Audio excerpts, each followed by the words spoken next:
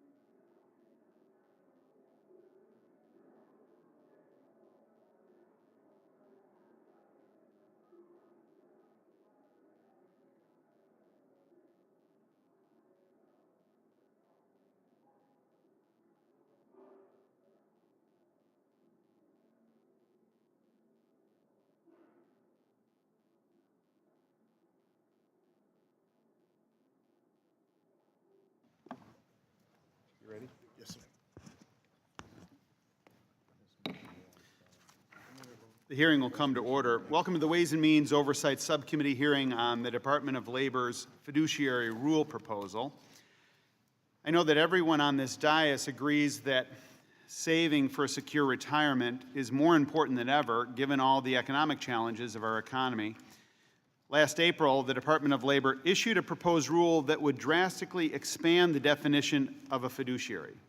The administration says this is a regulation that will protect people from bad financial advice, and while that's a good thought and an objective that we can all support, but you know what they say, the road to hell is paved with good intentions. And so the reality is that this regulation would prevent many people from getting any investment advice at all. And that's because the rule would essentially hold anyone giving retirement advice of any kind to the standards of a fiduciary, with all of the legal implications and the complexity that that entails. And the reason we don't have such a standard right now is because it would make it extremely difficult for people to access financial advice without having to pay costly fees. Small businesses, low and medium and middle income families and underserved communities would be hurt by this rule far more than the wealthy. That's because the majority of small investors use financial advisors called broker-dealers who typically work on a commission basis instead of charging fixed fees up front. Brokers are a major provider of retirement investment advice, and although they're not considered fiduciaries, they're held to a high standard which requires them to provide advice that is suitable for their clients' financial interests. Brokers' compensation is based on the number of people they enroll, a commission-centric model that the administration opposes. The administration thinks that a salesperson selling an investment product has an inherent conflict of interest that harms an individual receiving their advice and considering whether or not to buy their product. But commission-based retirement investments can often be the best option for many people. They offer a wide variety of investment choices, and since brokers are paid on a commission, the investors don't have to pay hefty fees up front in order to access those products. This type of investment advice is so popular that if you look at individual retirement account investors with less than $25,000 in savings, 98% choose to go through a broker-dealer. It's sort of the same approach as we take with contingent fees in personal injury cases. We don't make someone hire a lawyer on an hourly basis. There's a contingent fee arrangement that is also acceptable to both sides and has proved to be successful. Under the proposed fiduciary rule, commission-based plans would be virtually eliminated. There's an exception if the advisors and their clients enter into a so-called best interest contract, but this adds a layer of complexity for individual investors and creates a legal and financial liability for investment advisors that will have serious consequences on access to competent and affordable financial advice. If the fiduciary rule is implemented, small investors will have two choices. The first choice, which the administration is encouraging, is using automated computer programs to invest. I mean, spare me. This may work for some, but many people want to talk to a real person and get individualized advice on how to invest their hard-earned money. A computer program is a poor substitute for a qualified financial advisor who can understand a person's unique circumstances and personal financial goals and provide in-person advice. The second choice is, under the rule, would be a fee-based model where the investor would be responsible for paying set fees for financial advice. These fees can be significant, and even a 1% fee adds up quickly if it's charged every year, but it gets worse. The smaller the account, the higher the fees. And if the rule is implemented, millions of people who are currently commission-based accounts, they would have to start paying fees to get the same type of financial advice they currently get for free. In putting forward this fiduciary rule, the White House is relying on a study by the White House Council on Economic Advisors, which claims that the conflicts of interest in retirement advice result in 1% losses for investors each year, or $17 billion in lost investment earnings annually. But expert review shows this study is fundamentally flawed. For example, the study assumes that broker-sold funds are underperforming when in fact the data suggests that they outperform similar funds. The White House study also doesn't consider the fact that retirement advice may actually be helpful and increase the value of an investor's retirement savings, a severe analytical flaw that runs contrary to just plain common sense. For helpful advice, the study calculates no financial benefit. The Investment Company Institute, which will testify today, estimates that the fiduciary rule would actually result in investors losing more than $100 billion over a 10-year period because of increased fees and lower returns on their savings. One grave concern I've heard over and over again from my constituents is that the administration's objective is to force Americans out of private sector IRAs and 401ks, which are generally working very well under current law, and into retirement controlled by the government. This administration's own regulations, as well as public comments, have made it clear that they don't want Americans to control that much control over how to invest, which investments to choose, and when to draw down their accounts. In the same speeches and press releases touting the fiduciary rule, the administration is boasting that it will soon create new federal rules allowing state and local governments to create so-called secure choice pensions run by government officials with a mandate for private sector employers to enroll their employees. I say this so-called secure choice on purpose because I'm from Illinois. Under these plans, workers would be promised pensions at retirement, but they'd lose them if the government officials running the plan weren't able to meet the investment returns they promised. And that's not just a hypothetical. After years of unrealistic projections and underfunding, pensions in Illinois are in crisis, and the same is true in states all across the country. Given the extent of the mismanagement and underfunding of existing public pension plans, which are underfunded by some $4 trillion, I can't think of a better way to undermine the retirement security of Americans than to push them out of the private sector and into government-run public pension plans that are absolutely failing working families today.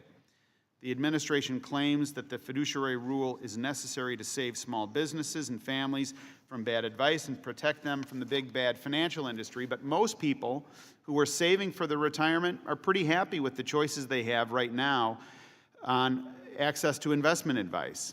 I'd argue instead that the fiduciary rule puts the government in the driver's seat, allowing bureaucrats to pick and choose how people invest their paychecks. And what we should really be focusing on in this whole situation are on Americans who aren't saving for a secure retirement adequately or aren't saving for retirement at all. We should be doing everything we can to encourage savings for the future, not passing regulations that makes it harder for people to do so.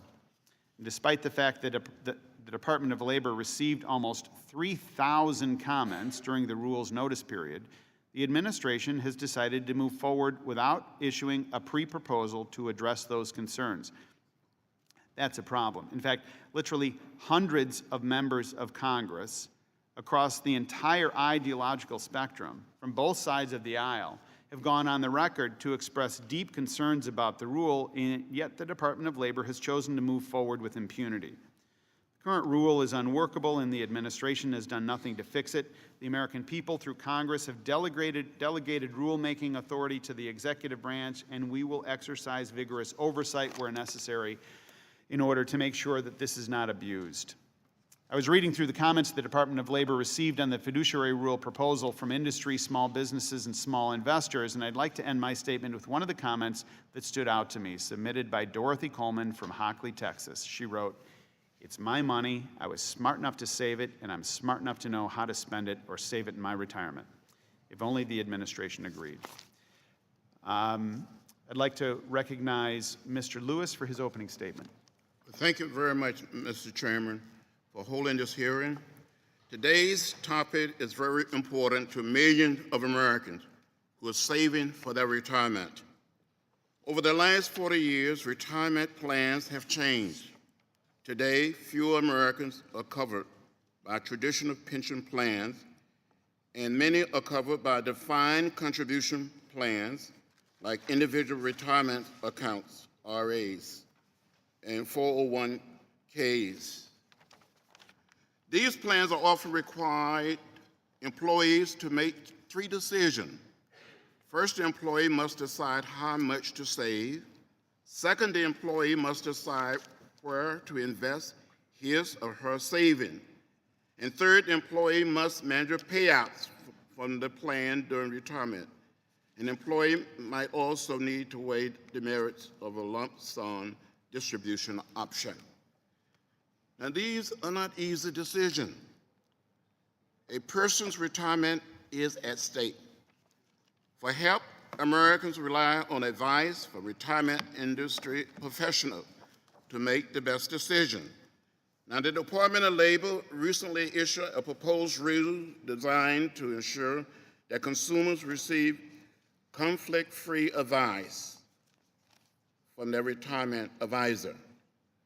However, the rule also would affect the long-standing way advisors are paid. The rule is controversial and has been the subject of thousands of comments. We must do all we can, Mr. Chairman, to help American families save for their retirement. And this morning, I look forward to hearing more about why the rule is important and whether changes should be made to the proposal so that it worked or intended. Again, I thank the chairman for holding today's hearing. And with that, Mr. Chairman, I yield back. Thank you, Mr. Lewis. Today we'll hear from a panel comprised of industry experts, financial advisors, and small business. Bradford Campbell, Counsel of Drinker, Bindle, and Reith. Paul Schott-Stevens, President and CEO of Investment Company Institute. Judy Van Arsdale from Lake Zurich, Illinois. Jess Sayin, Financial Advisor to Enrich Private Wealth Management.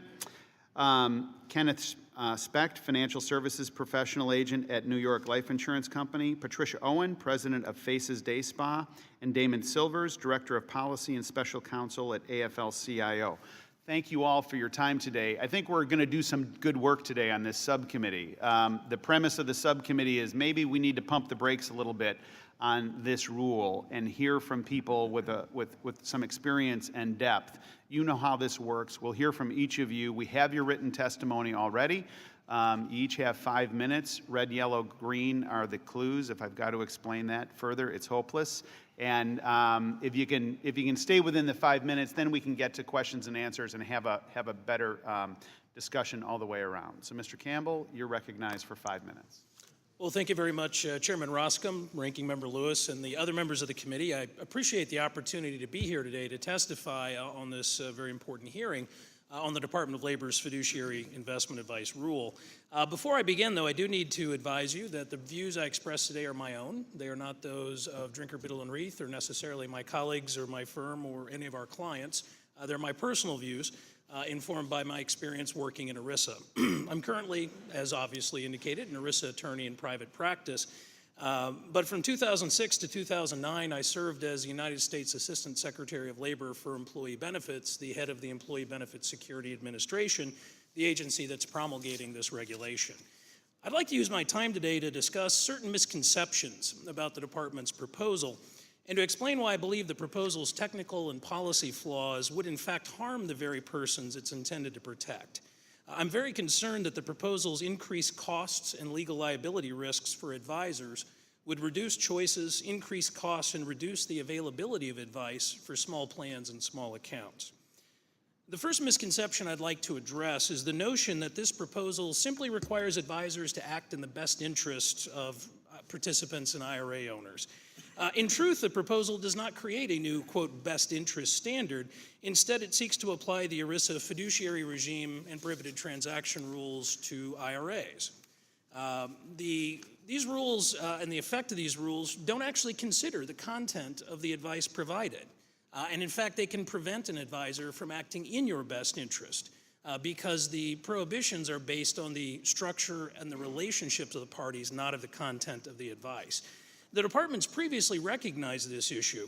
In 2011, the department estimated that due in part to the very same rules this proposal would expand, participants and IRA owners are denied access to investment advice, costing them more than $100 billion a year in preventable investment mistakes.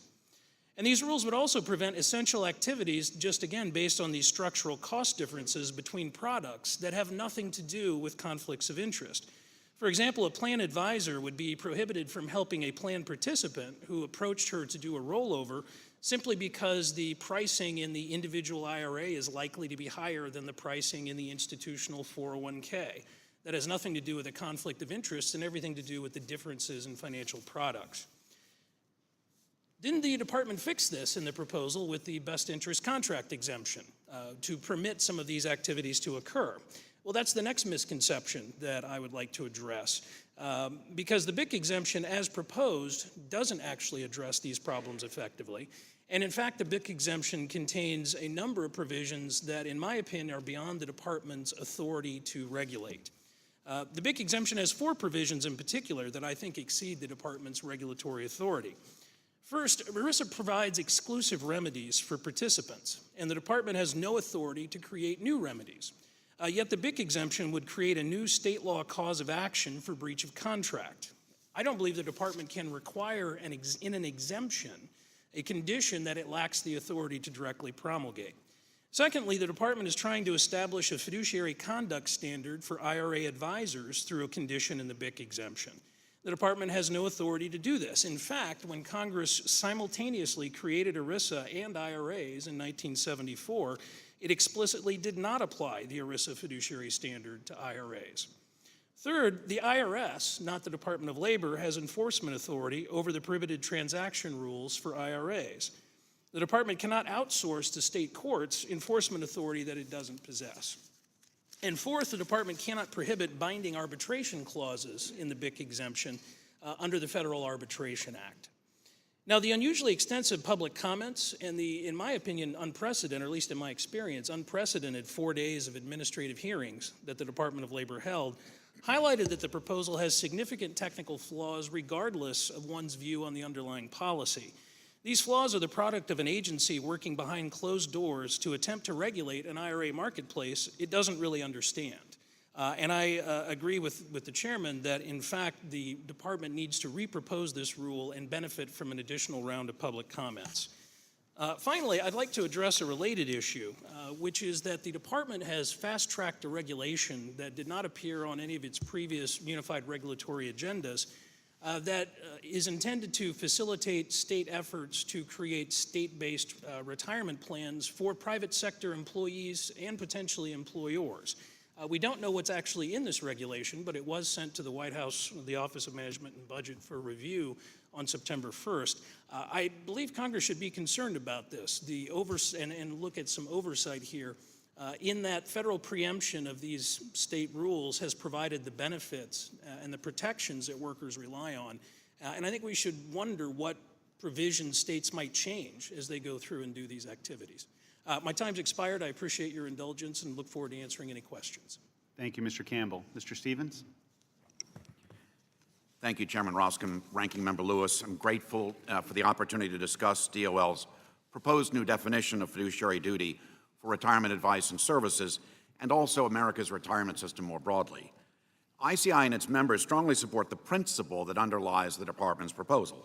All financial advisors should be held to act in the best interests of their clients. The proposal itself, however, is deeply flawed. Were the rule adopted in anything like its current form, it would harm retirement savers by drastically limiting their ability to obtain the guidance, products, and services that they need to meet their retirement goals. It also would increase costs, particularly for those retirement savers who can least afford them. You have my detailed testimony. In this statement, I'd like to make just 4 points. First, supporters of the DOL proposal claim that retirement savers are suffering $17 billion a year in harm due to broker-provided advice. This claim is false. It's just an exercise in storytelling. Why? First, the claim relies on academic studies using outdated statistics that simply don't reflect today's marketplace. The department then misapplies those studies to vastly overstate their findings. The department also assumes that broker-sold funds are, quote, underperforming. In fact, a simple review of publicly available data shows that investors who own front-end load funds have concentrated assets in funds that outperform, not underperform, similar funds by about 0.25% annually. Second, the department ignores the significant societal harm that its proposed rule would cause. Its economic analysis takes no account of the cost the rule would impose on investors by forcing them to move from commission-based advice to fee-based accounts. The department also ignores the harm that investors with small accounts will suffer when they lose access to advice. Fee-based advisors typically require minimum balances of $100,000 or more, but 65% of households with individual retirement accounts hold less than $100,000 in those accounts, and that's 22 million American households. Taking these two factors together, we submit that far from helping savers, the rule would increase fees and reduce returns, resulting in $109 billion in net increased costs to American workers over 10 years. My third point, in proposing such sweeping changes, the department risks undermining a voluntary employment-based retirement system that is helping millions of Americans achieve a secure retirement. ICI and its members support policies that would improve access to retirement savings opportunities and make plans more efficient and more effective. But those improvements must build upon the strengths of the current system. What are those strengths? In today's system, Social Security provides a sound base for all workers and a near-complete pension for those with lower lifetime earnings. In addition, 4 out of 5, that's 80% of near-retiree households, have accrued retirement benefits from employer plans or IRAs. And assets earmarked for retirement today are 7 times greater than they were in 1975, before the DC system was invented, even after adjusting for inflation and growth in the number of households. Finally, my fourth point, recent initiatives to create state-administered retirement plans for private employers raise substantial and, in my mind, troubling questions.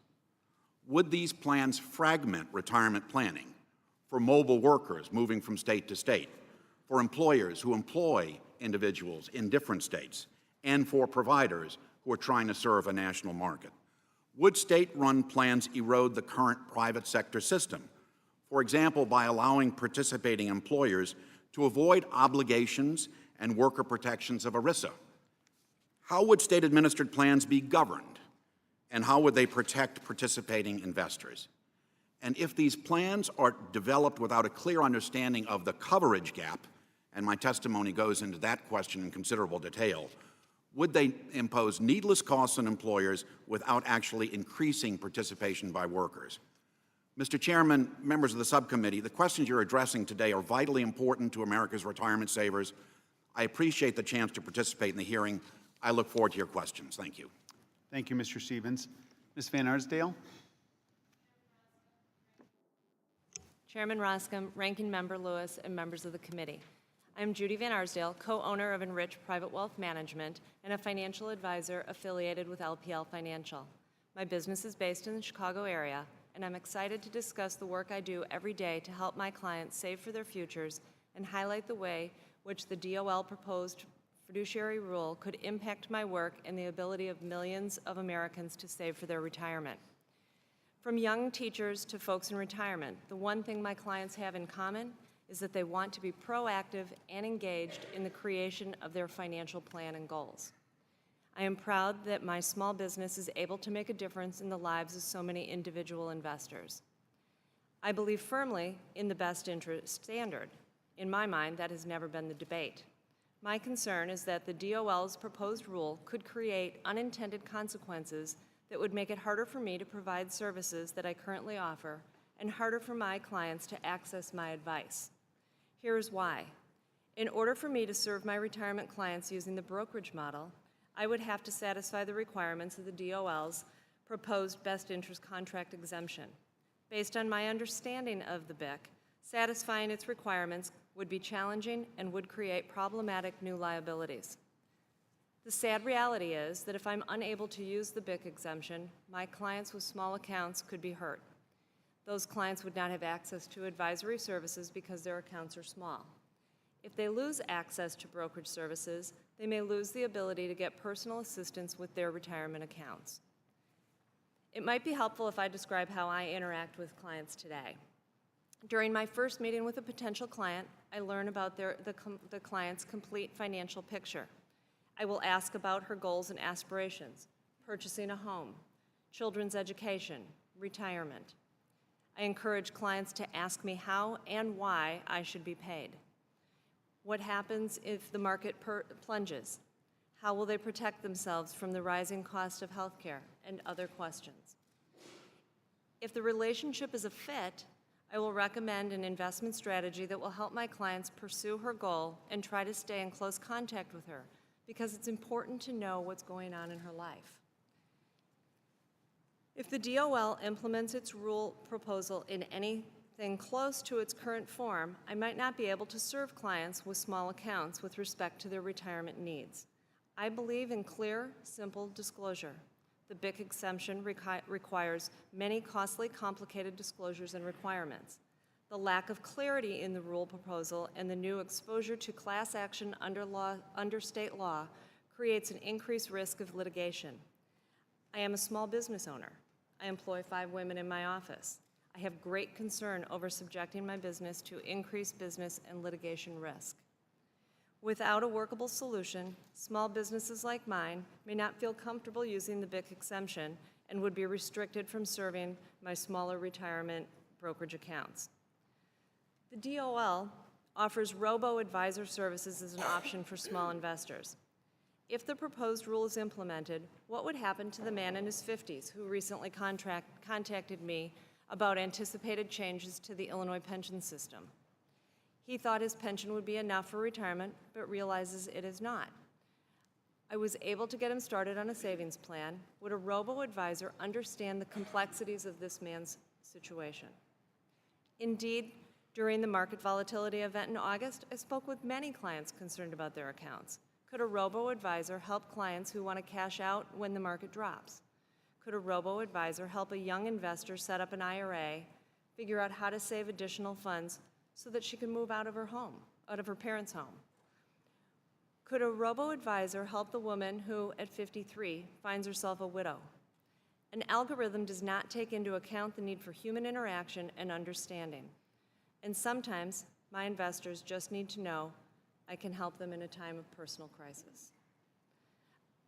As I have said before, I believe in the best interest standard. I also believe that the challenges with respect to the proposed DOL rule may effectively be resolved either through significant revision or legislatively in a bipartisan manner, requiring clear and understandable disclosures. This is my life's work, and I have a great passion for what I do. As many have said before me, we are now at a moment of great opportunity. Let's work together to craft a fiduciary rule that is workable and protects the best interest of all investors. Thank you so much for your time. Thank you very much. Mr. Specht? Good morning, Chairman Roscom, Ranking Member Lewis, and members of the subcommittee. Thank you for inviting me to testify. My name is Ken Specht. For the past 27 years, I have served as a financial advisor with New York Life in Kenosha, Wisconsin. The views I share this morning are my own. I support the Department of Labor's goal of a best interest standard. That's how I work.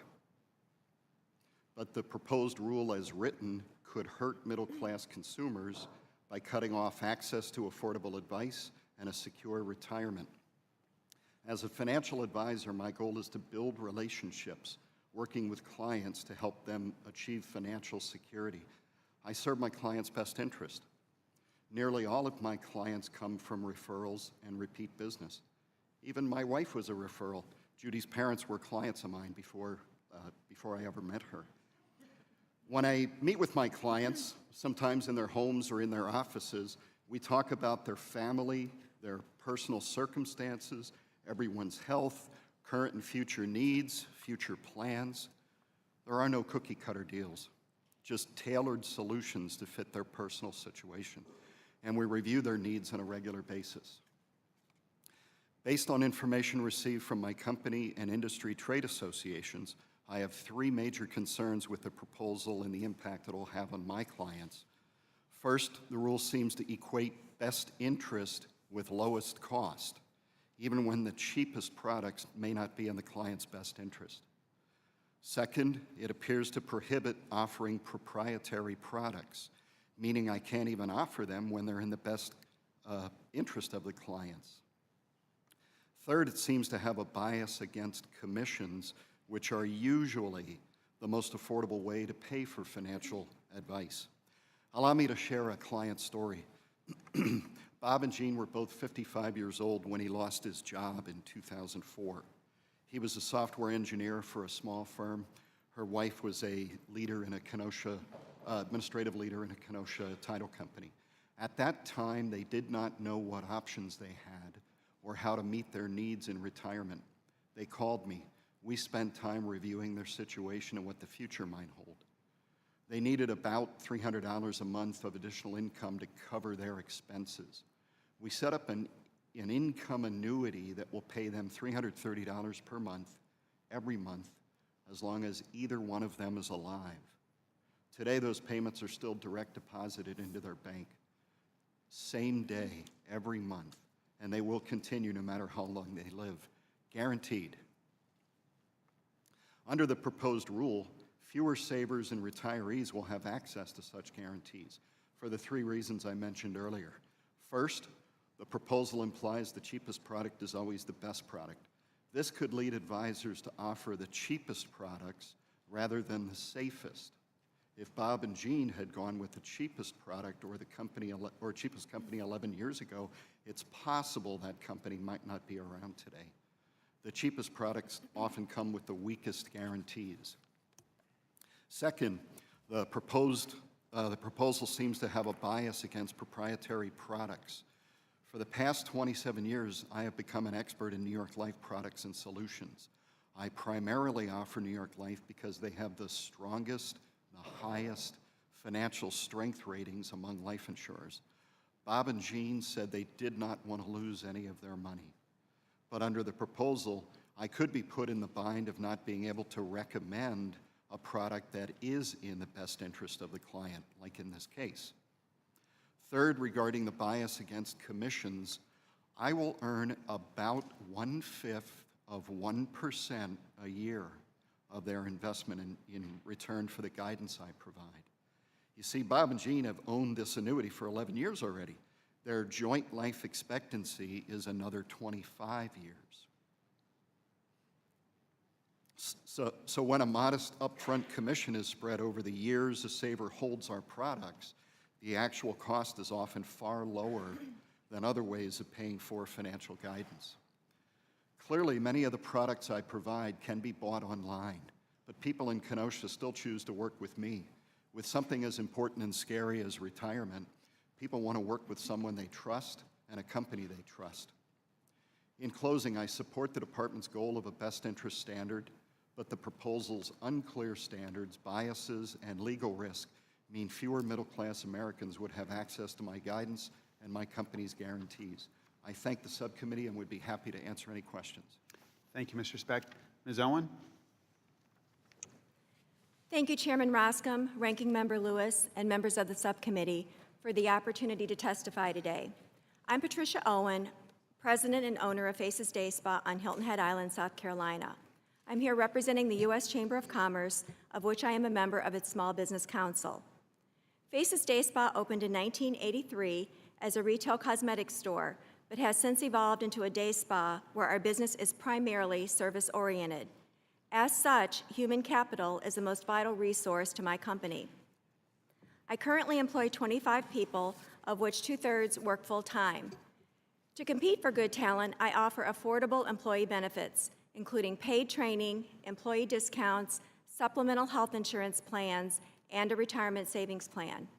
As the owner of a small business, I focus on the core operations of my business and use outside professionals to help me with other functions for which I don't have the time or expertise. For example, I use a CPA firm to assist with tax issues, an attorney to assist with legal matters, and a financial advisor to help me with my retirement savings plan. Most of my employees are considered millennials. In other words, they are young and in the early stages of their career. Therefore, saving for retirement is not a priority and not on the forefront of their minds. I consider myself a second mother to my employees and want to ensure they are thinking about their future. So several years ago, I implemented a 401k plan where I provided a 50% employer match. My financial advisor helped me set up the plan, educated me on a range of investment options appropriate for my employees, and provided general investment education to my employees. Today, if any employee has questions about their 401k account, they can call an 800 number and get quality, personalized education on investing their savings. Also, I encourage all employees, even those who aren't eligible or don't participate in the plan, to participate in investment seminars my financial advisor conducts for my company to help educate them on saving for retirement. Unfortunately, the financial crisis hit in late 2008, and like many small businesses, we were significantly impacted. So I was no longer able to provide the employer match. I made this difficult decision to avoid laying anyone off. I have recently considered re-implementing the employer match. However, the potential of higher costs for small businesses emanating from the impending fiduciary rule at the DOL has caused me to hold off on this for now. If the rule moves forward as proposed, it is unlikely that I will be able to absorb both the higher costs resulting from the DOL rule and provide a 50% match to my employees. It is possible that I may even need to drop the plan altogether. The current participation rate for those eligible for a 401k plan is less than 50%. This percentage is noticeably lower than the 75% participation rate when I did offer a matching contribution. The Chamber has submitted several comment letters to the DOL enumerating many ways in which the proposed rule is unworkable. In my testimony, I would like to highlight 3 issues that will have a particularly negative impact on small business plans. First, the seller's carve-out discriminates against small businesses and will decrease access to much-needed guidance. Under the proposal, there is a carve-out for advisors that are selling or marketing materials. However, this carve-out does not apply to advisors to small businesses. The DOL seems to believe that small business owners like me are not as savvy as large businesses and therefore need additional protections. When I talk to my financial advisor, I am aware that he is providing a service for a fee and selling a product. If I were not able to discern when I am involved in a sales discussion, I would not be able to run a successful business. Second, the changes to the education carve-out will restrict access to investment education for both small business owners and their employees. My employees value the investment education provided to them, specifically providing investment recommendations in various asset classes. This information allows them to make informed investment decisions. Many of my employees cannot afford to pay for investment education separately and might be discouraged from investing in the plan at all if the company did not provide this benefit. Third, the best interest contract exemption will increase the cost of services to small businesses and possibly eliminate access. There is some question about whether advisors to small business plans are even able to use the BIC exemption, but even assuming they are, there will certainly be additional costs associated with these changes. As a business owner who relies on outside professionals to manage my plan, any additional costs imposed by the regulation will be passed on to me. In conclusion, I'm very concerned that the DOL proposal will not achieve its goal of better protecting workers and retirees, but will instead make it harder for small business employers and employees to access financial advice and to increase their retirement savings. Thank you for the opportunity to testify today. I look forward to any questions you might have. Thanks, Ms. Owen. Mr. Silvers, bring us home. Thank you, Mr. Chairman, and good morning. Good morning, Mr. Chairman and Ranking Member Lewis, members of the subcommittee. My name is Damon Silvers. I am the Policy Director and Special Counsel for the AFL-CIO, which is a federation of 56 national and international labor unions representing 12.2 million working people in America. The rulemaking we are discussing today affects everyone in America who saves for retirement or hopes to save for retirement. In the last 30 years, we have largely changed our system for providing retirement income from one where employers contribute, professionals manage retirement assets, and employers bear the risk of investment losses, to one where, as we just heard, employers do not contribute, individual employees manage their own assets and bear the risk of losses. One of the many things wrong with this system is that almost none of us, including myself, have the expertise to manage our own money or to effectively oversee money managers. And too many in the financial sector who seek to give working Americans advice have a profound financial conflict of interest affecting that advice. Nowhere is this more true than in the area of the transition from 401k plans and other employer-associated plans to IRAs in the lump sum process. For union and non-union workers alike, IRAs are the largest and fastest growing form of retirement savings, with rollovers from employer-sponsored plans expecting to approach $2.5 trillion over the next 5 years. This explains why, contrary to the testimony of the previous witnesses, protections for the movement of money from ERISA funds into IRA rollovers is essential to protecting the retirement security of working Americans.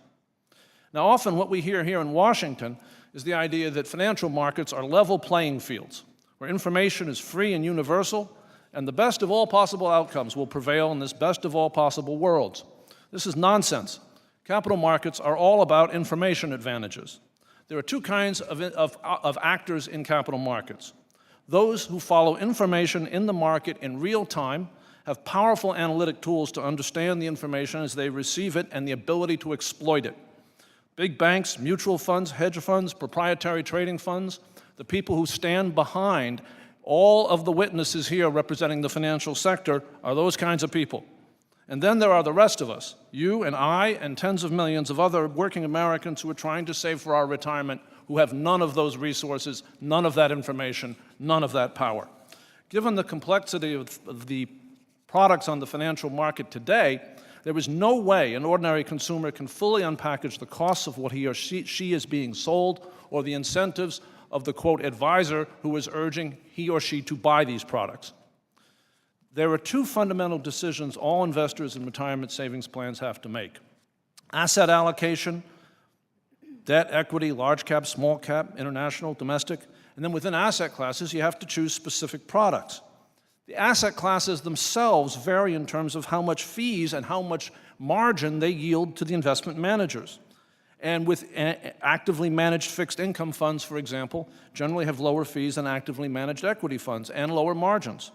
And within specific asset categories, there are huge differences in how you get basic risk-return trade-offs. For example, you can invest in actively managed large-cap equity for as much as 100 basis points a year in fees, or you can do it through an index fund for less than 10. Money management firms have obvious conflict with a wide range of products in their offerings, have obvious conflicts of interest, both because their asset allocations that are good for their clients are not necessarily good for those firms, and because within each asset class there are lower and higher fee products. A sophisticated individual may be able to figure out some of this by looking at prices. There's no way even the most sophisticated individual can understand what the margins are in the products. And making a mistake here can cripple a retiree's future.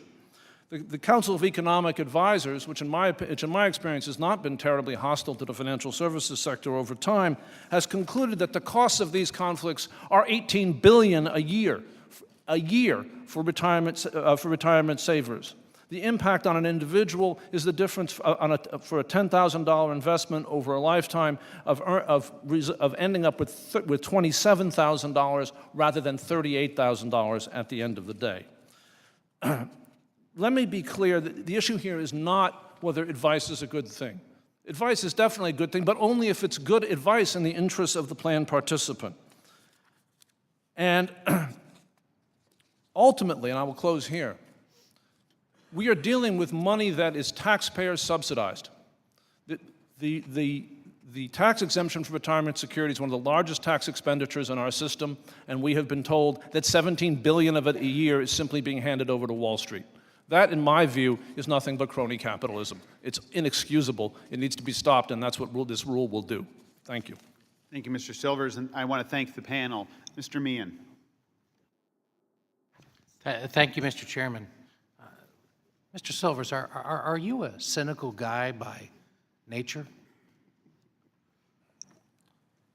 I've never been asked that question in a hearing. Of course not. I'm highly idealistic. That's why I do the work I do for the salary I get paid. So do you think that every investment advisor starts with the premise of how can I rip off this client versus those who often have relationships with people, as was indicated, some even family-based relationships in which the objective is, I do this for a living. I get enjoyment out of helping people, where the advice is given on the basis of what can I do best to help people? Why do you believe that that isn't the motivating factor? Congressman, in my experience, and I suspect in yours, we do not make the laws of this nation with the best of us in mind, nor with the worst of us. We make the laws of this nation with people in mind who live in the real world of economics and incentives and having to bring home paychecks for their own families. Well, let me talk to you about that, because you couldn't have reached a better point right now. Because when I go out and talk to the people in my communities, the one group that feels the greatest sense of frustration right now, and you as a person associated with organized labor should appreciate this, are people who are thinking they're living in a world of wage stagnation. They're working harder than they've ever worked before, and they don't think I'm getting ahead. And so that's the daily wage that they get. But some people actually take that wage and they invest in their future, looking down the road when they'll have a more difficult period and maybe towards my pension. Now, you have heard testimony, and I have heard it again and again and again from the people who say, I would and am capable today of going to that person below $100,000, the average American, and I would give them investment advice. But if you put all of these restrictions on my ability to do it, not the least of which I can be sued, I won't take that client. I don't need to. There's plenty of big fish out there for me to make my living on the $100,000. Why is this not something that is going to be a disincentive for those struggling Americans to actually have the advice of somebody who has their best interests in mind to make that little improvement in their own financial statement? Congressman, if it's really true that investment advice will be withdrawn if it's not allowed to be conflicted, then that advice is kind of by definition, isn't it? Advice that's not in the person's interest and it's not free. It's simply hidden and a ripoff. And if you're going to talk about wage stagnation, what we're witnessing here is an illustration of why we have wage stagnation in the United States. And it's because the winners systematically rig the rules, corrupt the system, and make it impossible to ensure that the public processes work for the benefit of average working Americans and not for Wall Street. Well, my experience in the real world, Mr. Silvers, is that the people who are out there working in this industry don't wake up every morning looking to rip people off. Mr. Campbell, I, as a former prosecutor, am concerned about two things. One is the creeping incursion right now of the Department of Labor into areas in which they are making rules, but they don't have the capacity to actually police those rules, both under the code and resource-wise. And so what we're doing is creating a circumstance in which we have rulemaking, but no real ability for oversight. And in fact, what I see is the potential that what we're doing now is we are now sort of outsourcing this oversight to private attorneys. And I am an attorney, and I think there's a lot of good things done by attorneys. There's also some, if you want to see cynicism, start with some of the people in that profession. Just start suing. So let me ask you a question about that. Is there overreach here on the part, and is it appropriate for the Department of Labor to be turning to the enforcement of this, to any measure of private attorneys that can just find a way to bring a lawsuit? Well, I think you raise an excellent point, sir. First of all, I disagree that the department actually has the authority, specifically with respect to ERISA plan participants, to create this alternative remedy to ERISA's exclusive remedies by virtue of allowing these state law class actions for breach of contract. But secondly, I echo your concern. I think it's a very troubling aspect of the department's proposal, and I think you said it very well, that they're outsourcing enforcement to the plaintiff's bar. As you say, there are certainly times when folks need attorneys and there's times when lawsuits are appropriate, but the way the BIC exemption is structured, the good faith compliance efforts of advisors and financial institutions based on what are inherently subjective decisions, the conditions they have to comply with have inherently subjective decisions, now subject them to class action in state court, where an enterprising attorney could say, well, you said the appropriate standard was X, it's actually X minus 5, therefore we're going to litigate and see where that gets us. Thank you, Mr. Chairman. Thank you for your indulgence, and I yield back. Mr. Lewis. Again, Mr. Chairman, I want to thank you for holding this hearing today, and I want to thank each of you for taking the time to be here. My first question is for the entire panel. Do you believe that advisors for retirement savers should be required to take the best interest of their clients into account when providing investment advice? And I want you to provide me with a simple yes or no answer. Just yes or no. Yes, sir. Absolutely. Yes. It's very good. Thank you very much. First time seen something like this in a long time. Yeah. Mr. Silver, some have argued that the proposed rule will result in less advice being provided to small savers, for example, those with account balance of $25,000 or less. What is your response to that? Mr. Silvers? I think you're asking me, right, Congressman? Yes. But if you want to respond, son, go ahead, Mr. Silvers. All right. As I was saying to your colleague a moment or two ago, if it's true that investment advisors are providing advice to small account holders only because they're able to do it in a conflicted fashion, that tells you that the reason that they're doing it is because they're able to get to squeeze the fees out of steering people into higher priced products. That's a terrible thing for our country to let that happen. And if by bringing the fees to the real cost of that advice to light, we're able to lower it to a more reasonable level, or to simply make the conflict go away by requiring, and this I think is the whole point of the best interest contract letter, is by ensuring that conflicts are disclosed and mitigated.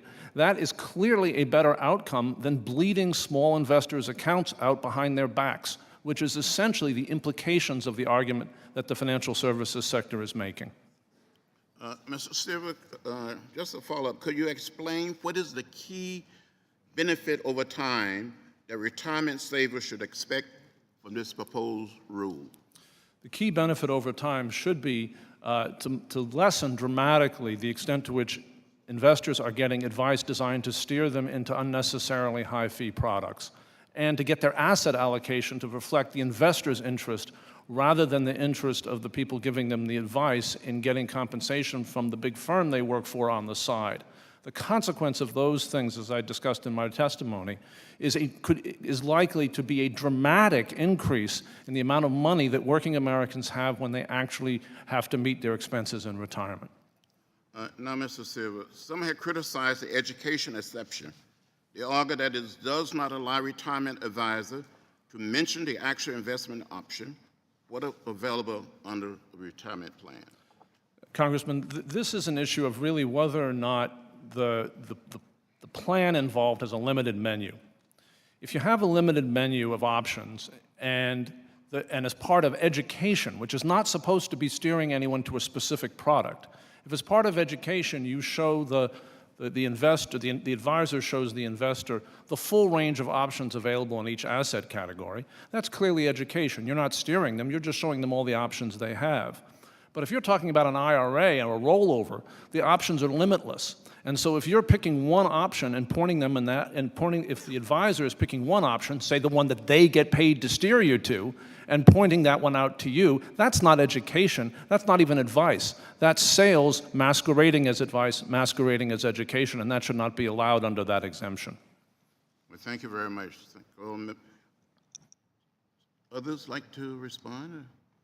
No? Congressman, I would just say that there are interactions in this marketplace that range across a huge spectrum. In my testimony, I talk about my son rolling over in a conversation with a mutual fund firm, an hour long, in which he had all sorts of options that were described to him. He was moving from one job to a second job and to another city. The interactions there were not fiduciary in nature. There was no pretense of providing advice, but there was tremendous amounts of information and help and education that he was getting to get to the right place. Those kinds of interactions in call centers, on the web, and in investor centers across the country are also going to be disrupted as a result of this rule, because the BIC exemption simply doesn't work. Thank you, Mr. Chairman. I yield back. Ms. Noem.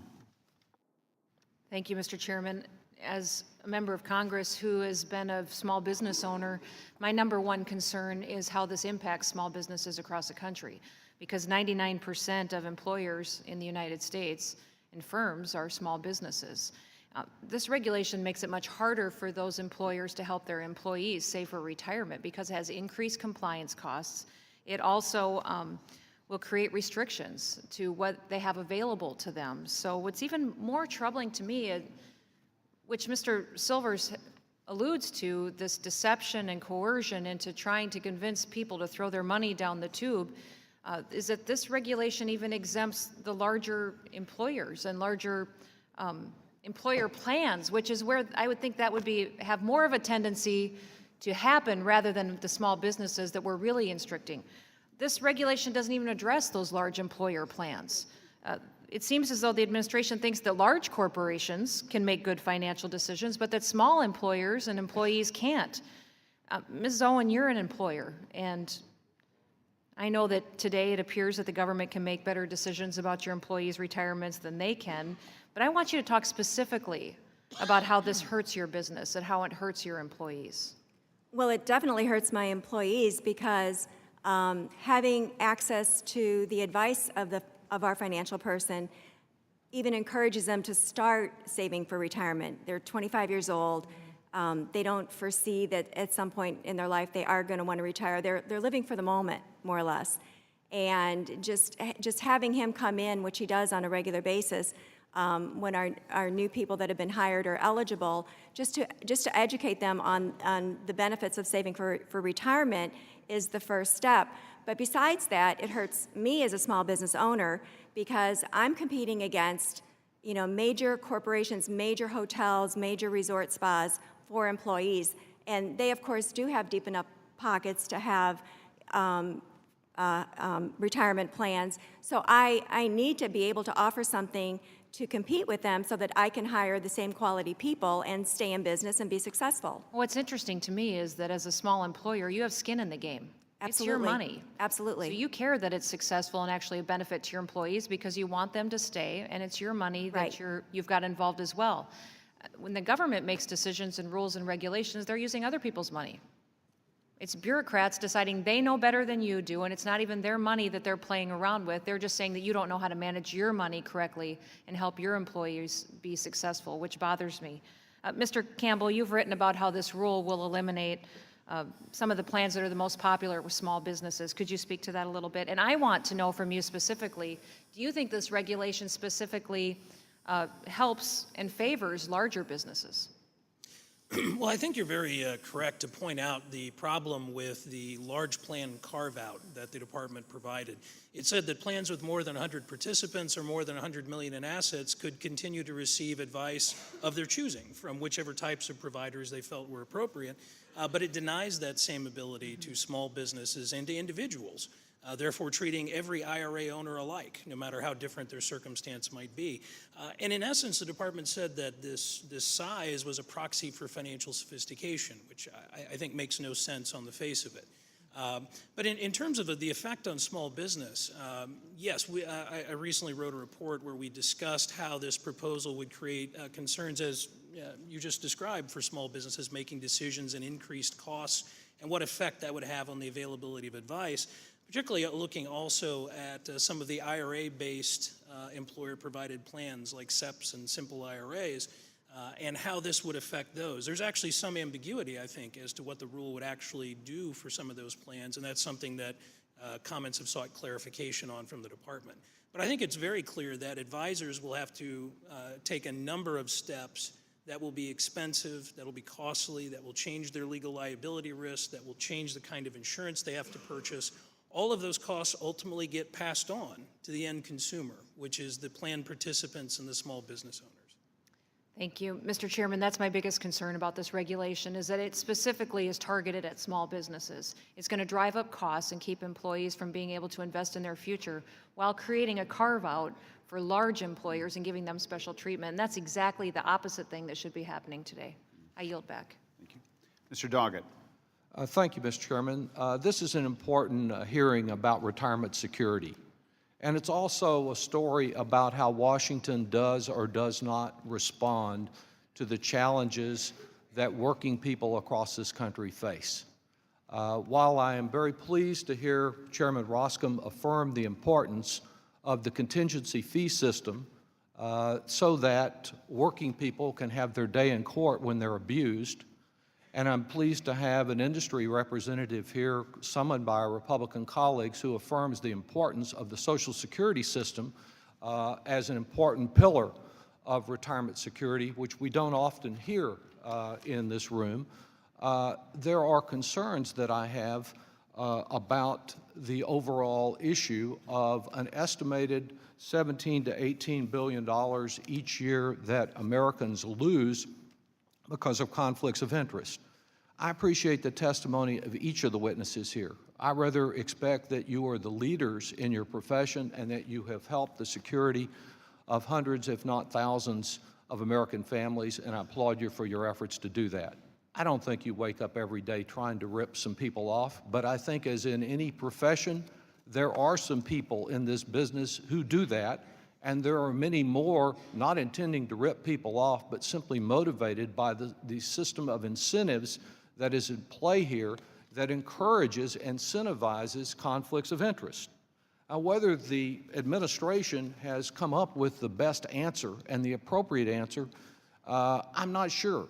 What I do know is that today, in evaluating this answer, we have 5 people here on behalf of the providers of this service, and we have 1 person here on the side of the retirees and the consumers of those services, and that's about the standard ratio in this place.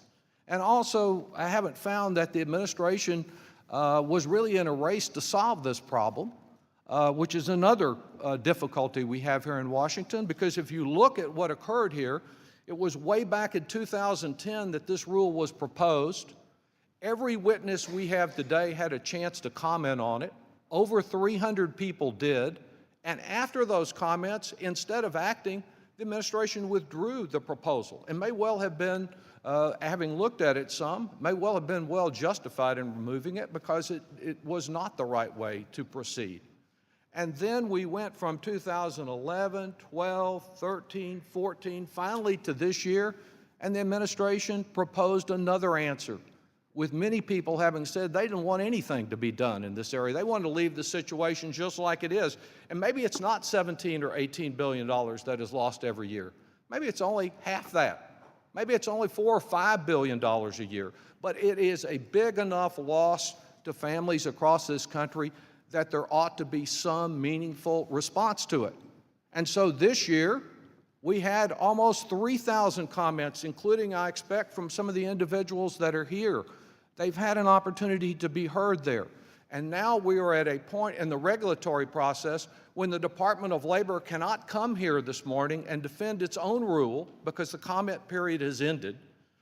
We can't hear those arguments, but what we can know at this point in the regulatory process is that the objections that are being raised here today, that were raised over the last several years, can be considered in the development of the final rule. So I am for a final reasonable rule that takes into consideration objections that have been raised, but sees as its principal responsibility, as ought to be the principal responsibility of this Congress, to protect retirees against conflicts of interest and ensure that they get top quality services.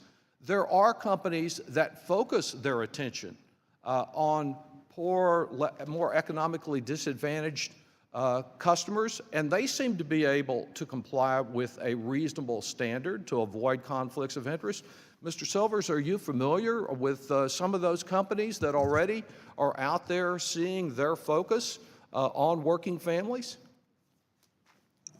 There has been in the last 10, 15 years, as there's been increasing awareness of the risk posed by conflicts of interest and investment advice, there's a wide range of firms that offer conflict-free advice in a variety of manners. But I think what's really important here is that if you actually look at the rule, my fellow witnesses who are in this business, I very much suspect if this rule goes through more or less as you're urging, that my fellow witnesses who are actually in the business of providing advice will be doing so happily to all of their clients afterwards. Thank you very much. And the problems, as you see it out there, are pervasive and deserve a reasonable response through the regulatory process, not prejudiced by congressional interference. Thank you, and I yield back. Mr. Kelly. Thank you, Mr. Chairman. And thank you all for being here, both of the people who actually are in this business and Mr. Silvers, thanks so much. One of the recurring themes is always, I'm from the government and I'm here to help you.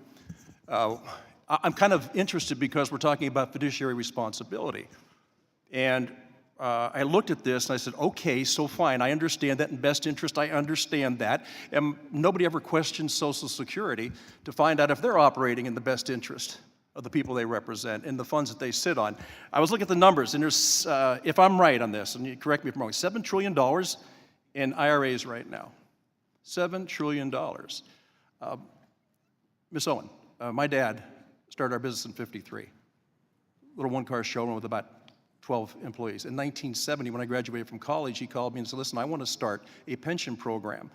And I said, I have no idea what you're talking about. He said, no, you don't.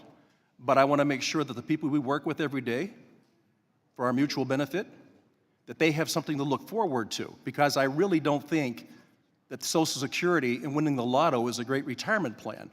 So I'm going to offer that to them. And we have had participation since 1970 because he was looking ahead. Now, he didn't go to the government to ask what he thought they should do. He went to people that actually did that. And we're in the automobile business. It's very complicated.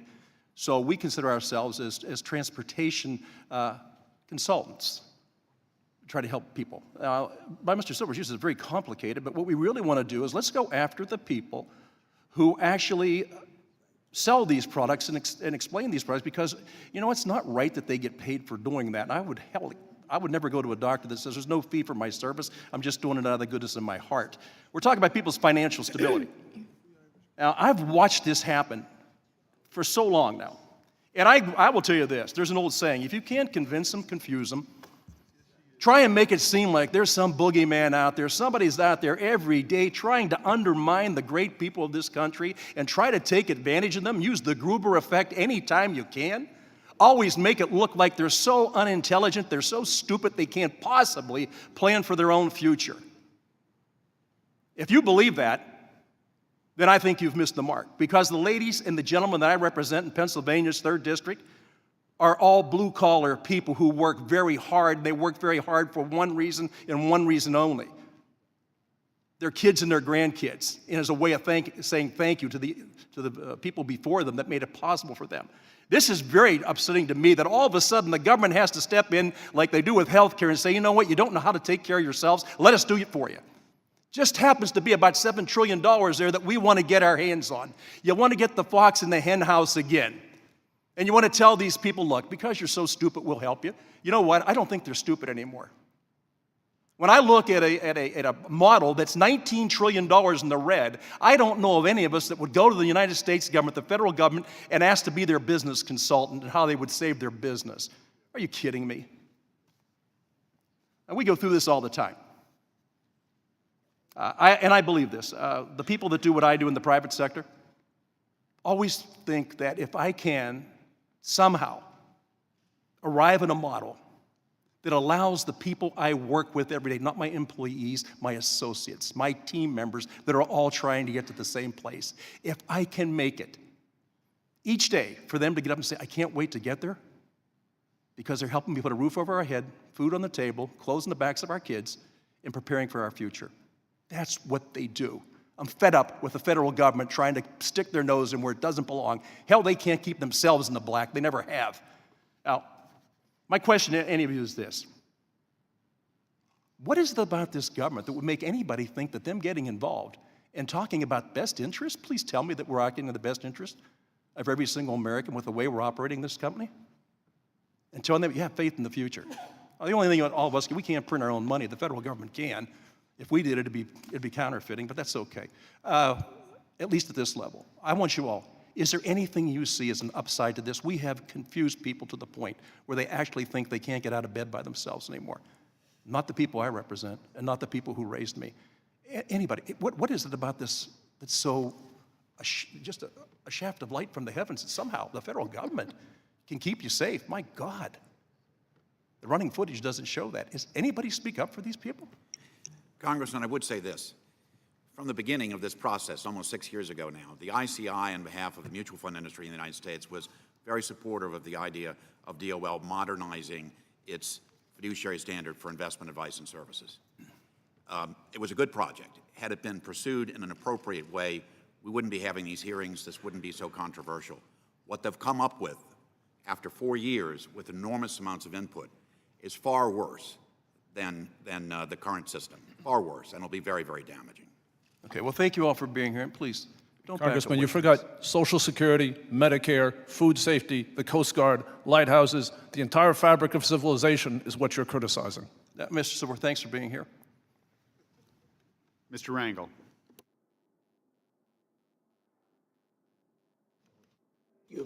Thank you, Mr. Chairman. I was just thinking when I marched with John Lewis those 54 miles from Selma to Montgomery, I had no confidence that my government intended to bring some equity into the voting system or the civil rights system. And I asked him, why did you put your life on the line to do it? And you told me you had faith in America. I was doing it for the press conference that concluded. And you were right. I can't imagine where I would be today without the federal government and civil rights and the hope that we, this great country, cannot become a better country. So whatever we dislike, we're here in this Congress to be able to say that we represent 700,000 people, we want change. Now, Mr. Chairman, I know that under political rules, which Democrats and Republicans have, there's a tendency to bring witnesses based on those that support the position that the majority has. But in this particular case, where everybody wants to protect the workers from being given advice where the advisor is going to have a conflict of interest, it doesn't appear to me that this panel represents a fairness in those who support and oppose.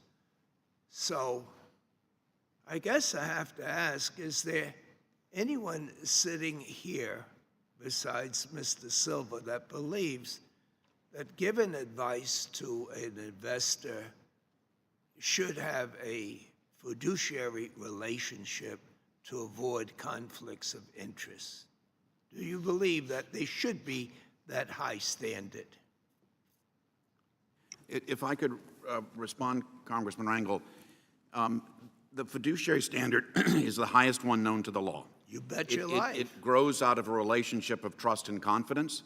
And when any financial advisor enters into or invites that relationship of trust and confidence, they absolutely should be held to a fiduciary standard. But they're not. But they are not under existing law. Companies are not held to that standard. If I might just add. Yes. That relationship of trust and confidence does not arise in every single interaction that characterizes our 401k or individual retirement account servicing or information or help or assistance. And that is the issue. We need a clear line for where there is and where there is not that kind of relationship. Listen, I don't care how limited you may be in this concept, but it seems to me, if I'm making a living on commissions, or as a result of my advice, I stand to increase my earnings, the first thing I have to do is to believe in my product. And so it could very well be that I am selling what I think is best, and I'm making a heck of a profit, And I certainly am not violating fiduciary relationship if I truly believe this is the best for the client. Now, somebody came up with the idea that investors, people who go into the markets like they're going to a room with no light on, and they're depending on people who make a living out of giving advice. And all we're saying is that if you deliberately give advice that you know you're going to make a profit, and that would be the standard, is there anyone that's opposed to that? Well, Chairman, or excuse me, Congressman No, Rangel, you know, I don't want to do what Mr. Lewis has done, but I don't want you to try to mumble about whether or not this basic concept that you shouldn't deprive. Somebody said from the White House, pardon the expression,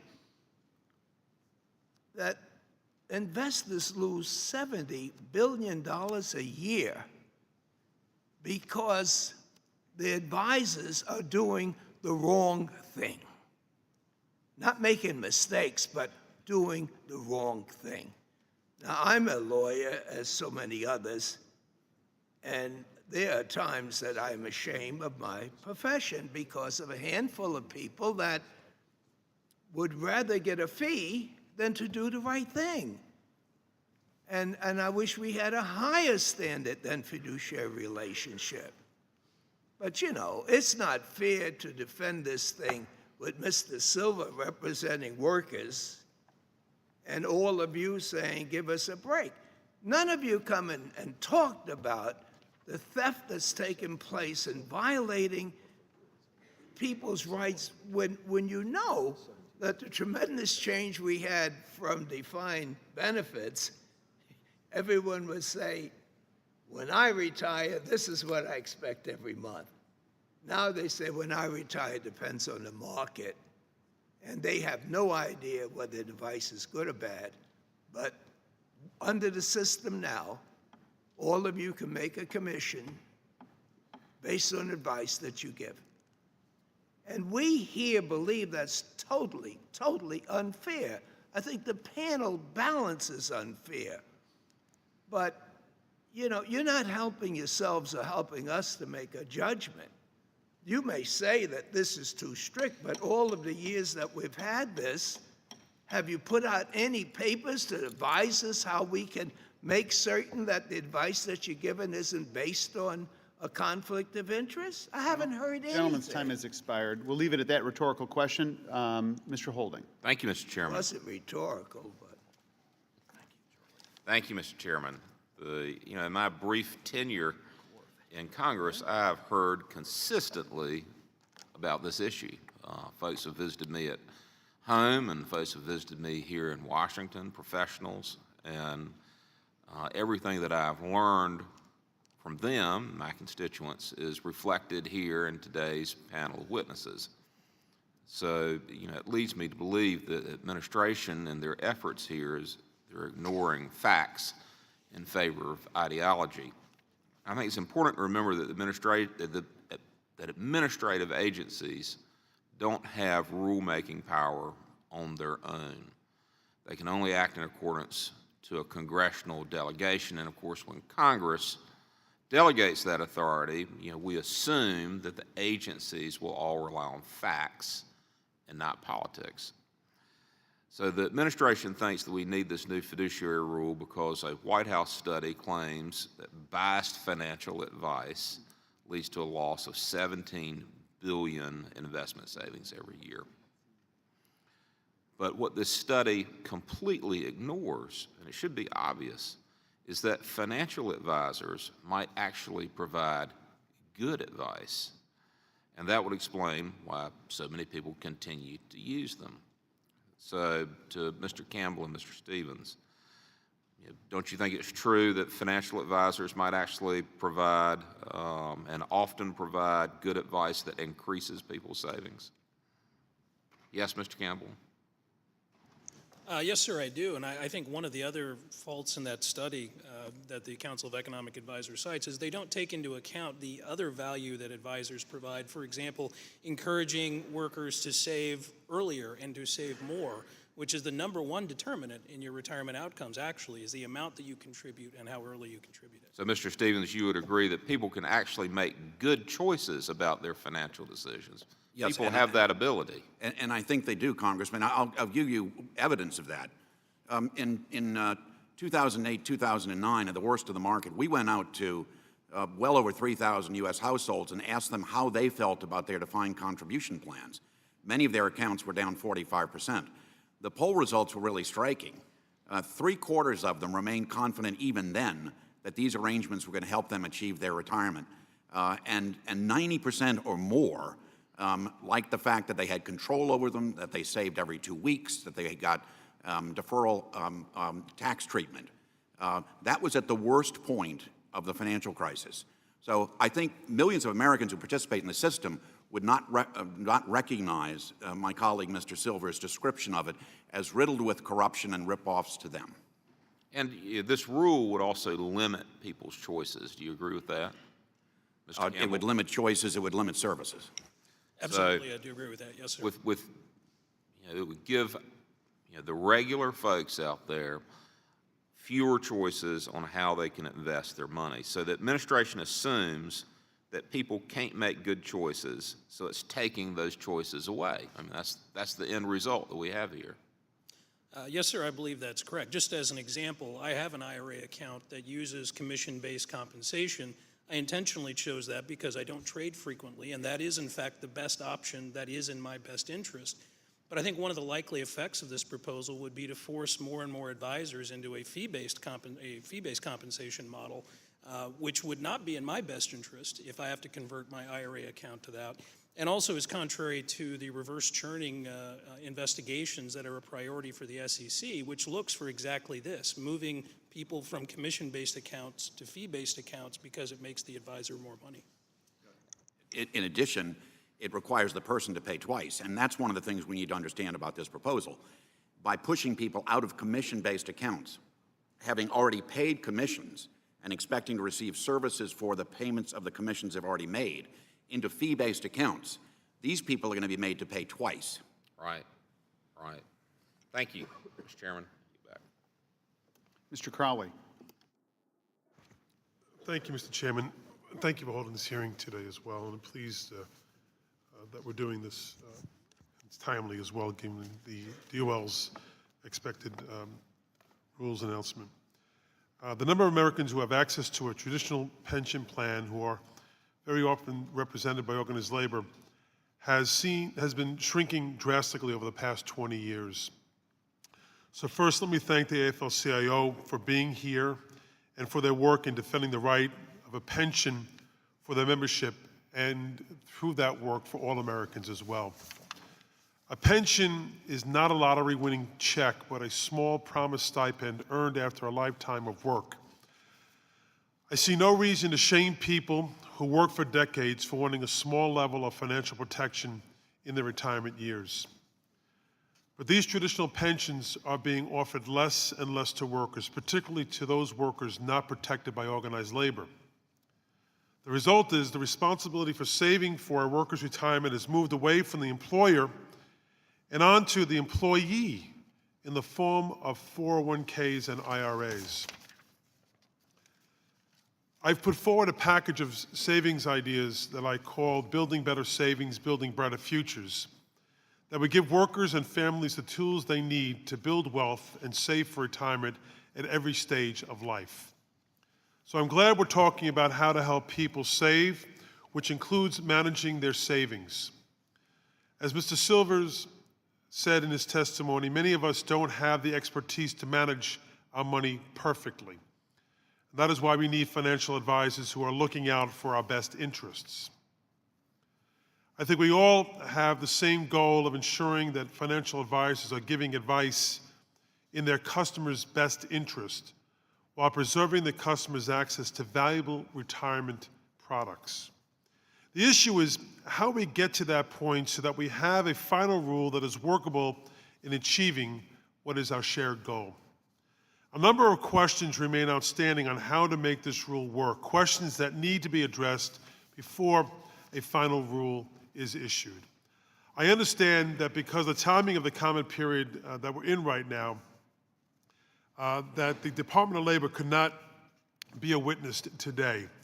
But I do look forward to the department responding to a letter led by Representative Gwen Moore and signed by myself and more than half of the House Democratic Caucus about some of the concerns within the proposed rule. Mr. Stevens, we have heard that if this rule is finalized as is, a number of brokers have said that they would stop providing investment advice to savers with small accounts, which was brought up earlier. I have been told this is because chief risk officers and legal counsel are concerned that there is too much ambiguity in the proposed fiduciary definition and too many compliance burdens in the proposed BIC exemption. For example, requirements for contractual certification that can't be met, which leads to too much risk of a class action litigation. Could you comment briefly on this? And I have one other question. I think what you're hearing is an accurate reflection of sentiment that's very broad and very deep. In fact, I would say, Congressman Crowley, that my analysis of the BIC exemption is that it is so freighted with requirements, voluminous disclosures, a tri-party contract that has to be finalized even before there's any dialogue, and now new liabilities under state law and potential class actions, that it almost seems as if the Labor Department never intended for that exemption ever to be utilized. We have urged in our comments a very significant streamlining of that. In fact, I want the subcommittee to know, in all of our comments, we simply haven't said no. We've provided extensive recommendations to the Labor Department about how its rule could be improved and made workable, and we did so in that area. Let me reclaim my time. On the flip side, the retirement middle market is a $7 trillion market. How can any broker or firm just give up on this market? Wouldn't brokers just adjust to the new rules? What you're going to see are new business models, but if you consider the IRA market, there are over 12 million households that have an IRA of $25,000 or less. Now, these would be young workers, they might be people of lower income, they might be people of less financial sophistication. The range of assistance they get under this model is not going to be what they enjoy today. In fact, Secretary Perez says, well, they'll just have to rely on robo-advisors, which is an automated or web-based service, not necessarily going to work for 12 million Americans. Let me follow up with Ms. Van Arsdale and Mr. Speck on that issue of robo-advisors. We're hearing about them, that they're being billed as the financial brokers of the future that can provide unbiased information while serving as fiduciary. Could you talk about your services and how they differ from what robo-advisors do? I think that, I think that robo-advisors might be okay for some people. What I'd like to see, though, is that people have a choice and that our clients can choose if they want to have that type of advice where they go online or where they research or where they make a decision with a phone call and go in and make a decision on a fund or how to invest in something. But my bigger concern is that for people that aren't comfortable with computers, that can't even get in to know how to rebalance their current 401ks, who's going to help them do all of those things? That's a concern. But more importantly is when the market does go down, to have people perhaps make an incorrect decision about moving out of the market when we might have a recovery. When is the right choice, or what are the questions that aren't being asked or bigger concerns? Mr. Speck, just quickly, since you were asked specifically. Thank you, Mr. Chairman.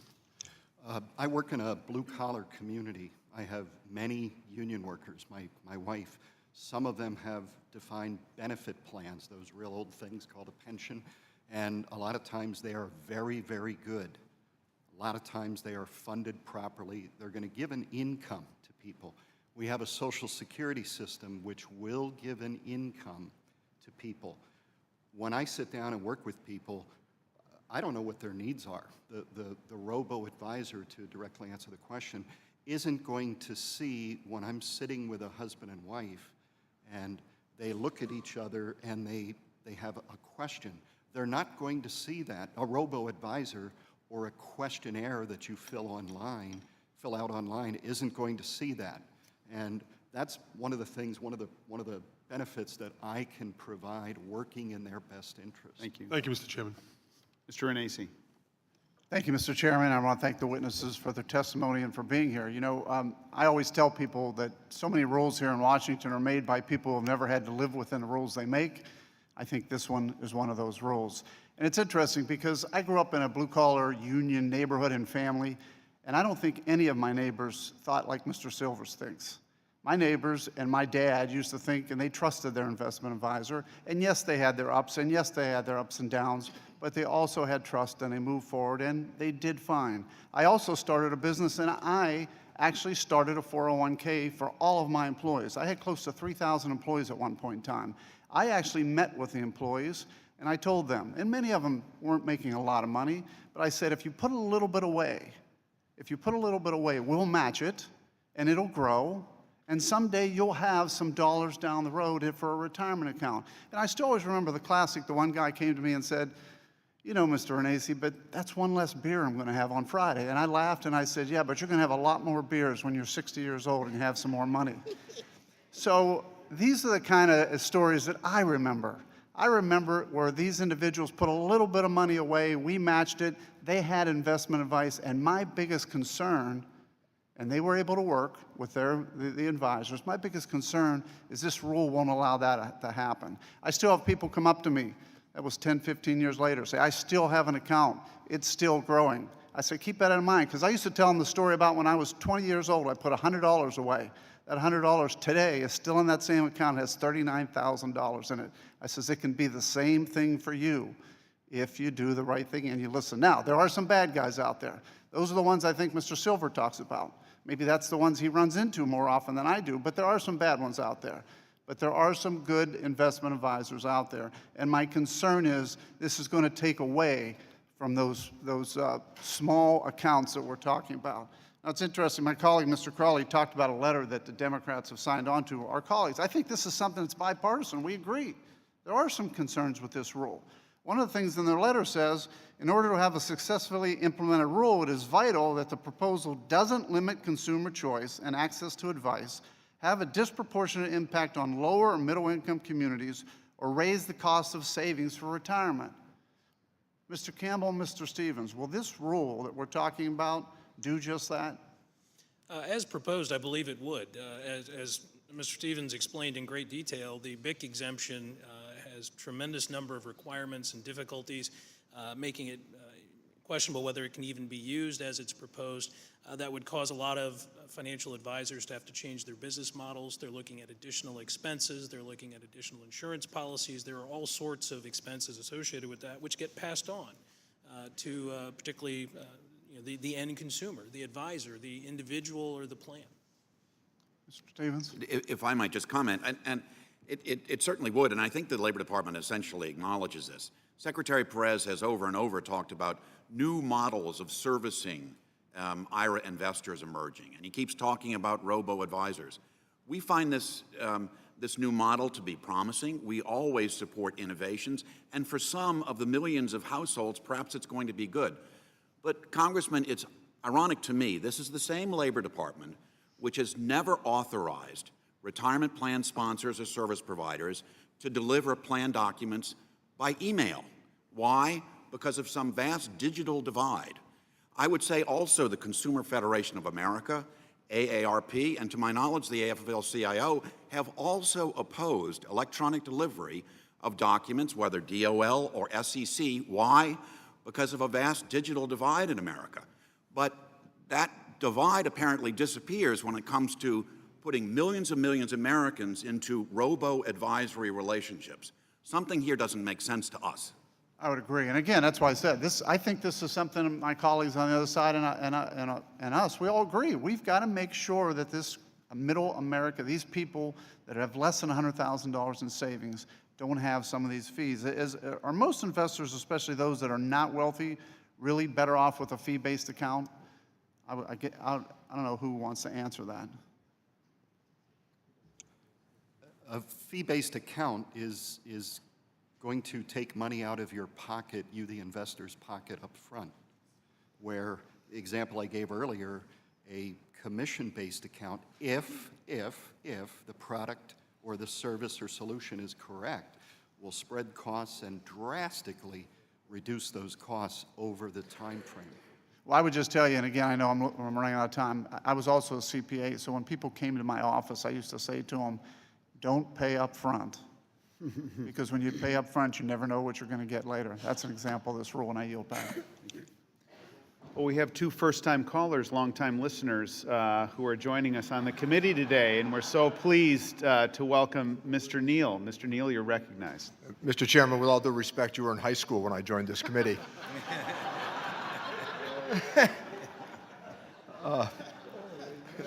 Thank you, Mr. Chairman, and just a couple of brief comments.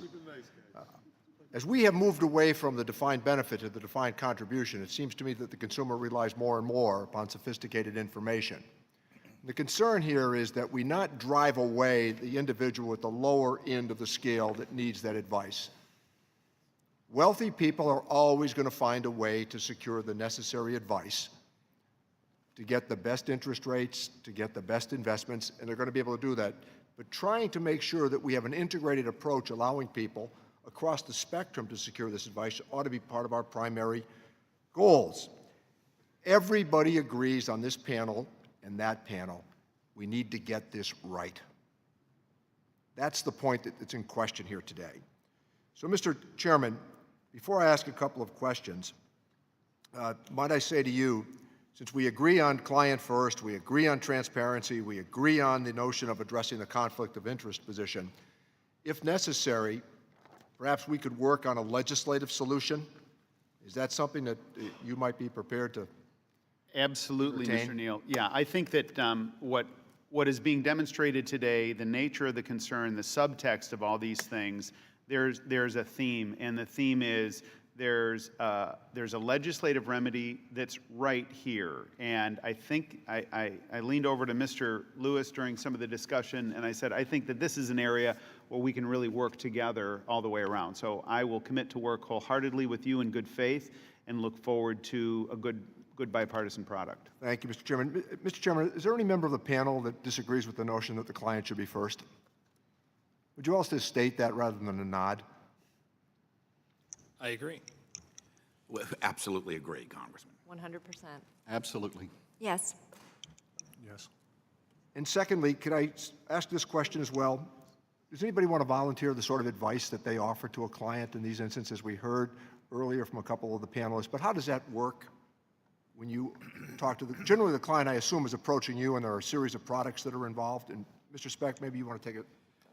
Each individual circumstance is unique because your particular needs, I don't know what they are.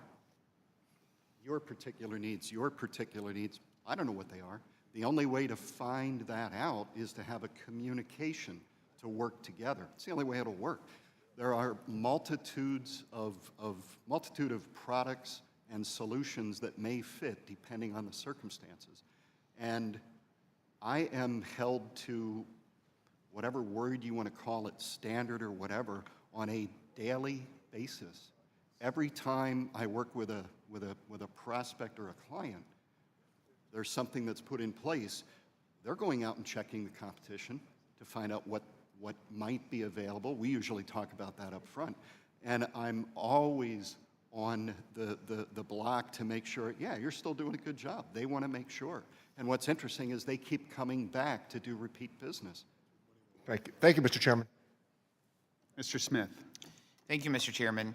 One of the biggest problems with this fiduciary rule is how it limits access to investment advice. Millions of people rely on financial advisors not just to enroll them in plans, but also to educate them and help make good decisions on saving for their future. My question right now is to Ms. Bannersdale and Mr. Speck. You both are financial advisors, correct? I would just like to know what you have to do right now to give advice to your clients. Well, I think as I talked about in the testimony, the first thing is listening, understanding, and finding out what's important to the client, but then also sharing, and I know we've talked a lot about commissions and a lot about the products that we sell, But I think that part of the conversation that we haven't talked about is helping people understand how to reduce debt, how to save money in the bank, how to pay off college loans, how to help people understand that this is a piece of the pie. This is not the only part of what we do on a daily basis. And so I think it's much broader than just talking about, oh, you want an open, oh, sure, bring me your money and let me put that right into this investment and this is the best choice. That's way down the road. And I think it would be very fair to say that you would think this rule would make it much more harder for people to get financial advice. I think that it's cutting it up in pieces that makes it very difficult to go in and look at a holistic approach and to understand what's really important at a higher level for all clients, but especially our younger, newer investors who really just need some help and guidance to get started. To me, it appears like the administration is just trying to make a one-size-fits-all approach for financial advice and products, and as with everything else, it typically doesn't work very well. I personally would like to talk about the role which impacts millennials. I'm one of the members very close to the millennial generation. Some would argue I'm part of the millennial generation. But these are young people. These are individuals who are starting out in the workforce. They have fewer savings and investments than folks that are closer to retirement. We as a society want to encourage more people to save, to prepare for retirement. How do you think this rule affects millennials? I can give you an example. I have a client that called me one evening and said his son telephoned him and said, hey, I got a great job offer from a new company. He was young, out of school, first job. He had a 401k. And he said, hey, Dad, the way the father was explaining to me, he said, hey, Dad, I'm changing jobs. I talked to the HR director, and they said I have to take my 401k with me. What's that mean? The father called me, and I explained to him what that meant and said, let's talk with this young individual. He would not have known unless he would have been able to talk to someone. Congressman, could I add to that? If there's time? Sure. Because in my testimony, I describe, I'm a father of 4 boys, and one of them is a millennial. He just finished his first job at a 401k balance, going to another job across the country. He said, what do I do? And I said, why don't we get on the phone with one of America's great mutual fund firms, and they can talk to you about that. He spent an hour with a call center representative, described all sorts of options, what a rollover IRA was, what the advantages of that in the context of a working life where he might be working at many different places. After that hour, which was no cost to him, he decided that he was going to put his money in a target date fund with that firm, which would automatically rebalance over a long working life. He got to a great place, but I'll tell you, that conversation could not take place the way that it did if this rule were adopted. Mr. Chairman, I would like to enter into a record. It's by the Insured Retirement Institute, and the title is, Will Millennials Ever Be Able to Retire?